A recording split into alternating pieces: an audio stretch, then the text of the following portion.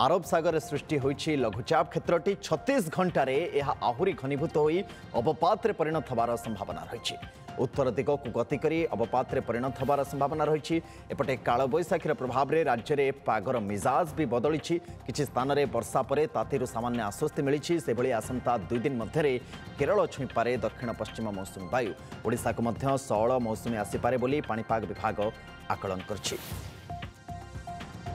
आम सहित पाणीपाग विज्ञानी श्रीयुक्त शरद साहू जोड़ी होती। श्रीयुक्त साहू स्वागत आपंक शुभ सकाळ। आपण टे विस्तृत भाव में जानापी आम चाहबू एक तो लघुचाप क्षेत्रटी जहाँ सृष्टि होती तार प्रभाव ओडिशा संदर्भ में केते।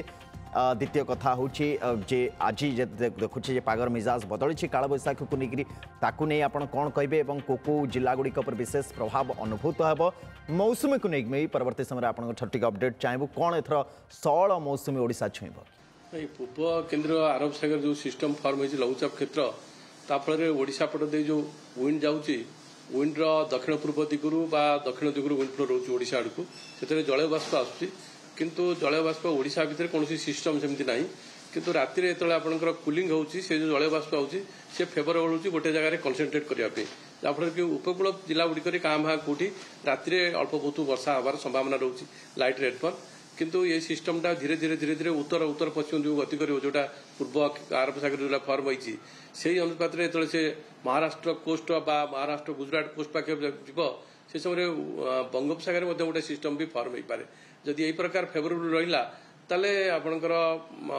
ओडिशा वेस्ट बेंगल बांग्लादेश उत्तर पूर्वांचल वर्षार संभावना रोचे किंतु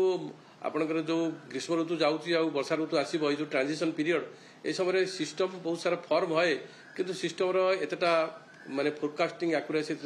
ठीक है ना कारण प्राय चेंजेबल रहे कारण मॉडल बर्तमान जो फोरकास्ट करा सब मॉडल बेस्ड फोरकास्ट से मॉडल प्रोडक्ट गुड़ा सब चेंज चांज रहे केतले तार घनीभूत प्रक्रिया अधिक देखा केतले कमिज से जहाँ कि स्पष्ट हम 25 तारीख 26 तारीख बेलू स्पष्ट हम अरब सागर कौन स्थिति रंगोपसागर कौन स्थिति रहा भितर आपंकर वर्षार सेमती बड़ वर्षा ओडिशा रे नहीं किंतु राति जो जमी कहली जो दक्षिण पूर्व दिगरू दक्षिण दिगरू विंड फ्लो रोचे कौन जगह एयर मास जदि कनसेंट्रेट कला से फेवर कर अल्प बहुत वर्षा करने कि उपकूल पार्ट ही फेवर हम आभ्यंतर ओडिशा रे जहाँ वर्षा रोट छोट सेल कारण टेम्परेचर मैक्सिमम 36-35 डिग्री पर्यटन जीव आउ जलय बाष्प भी रोचे 60-70% से आपंकर छोट छोट सेल फर्म हम किंतु भेरी लोकालाइज्ड लार्ज एरिया से वर्षा करनी किंतु गुड़ी लगी रही। आउ गोटे कथा जे आम देखुचे राजधानी आज सका भी पागर मिजाज टी बार मेघुआ मेघुआ पाग रही सहित आम देखुचे झिपझिपि वर्षा होता काल रात्रि भी किसी जगह वर्षा होती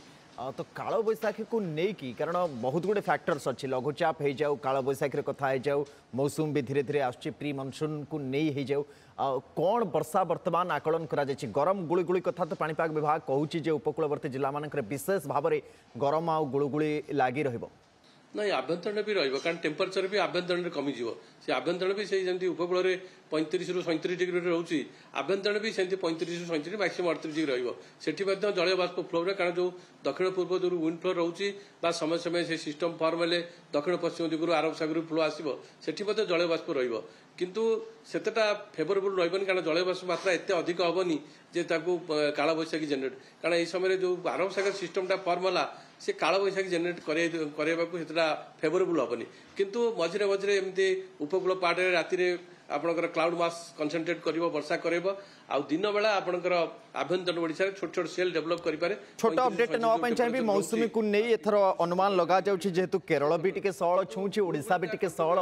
छुईब मौसुमी वायु अधिक होता कारण मनसून समय लास्ट 4-5 वर्ष है आम देखु केरल पटू मनसूनटा करेन्ट आडभांस होकर आसुच्छी मनसून तार प्रभाव रोचे किंतु ए वर्ष जहाँ अन्य वर्ष मानक आगु 5-6 वर्ष आगु मनसून जो अनसेट है से समय लो प्रेशर बा डिप्रेशन थाए जहाँफल कि मनसून को अनसेट करने सहित अन्य प्रदेश को मतलब मनसून आडभांस कर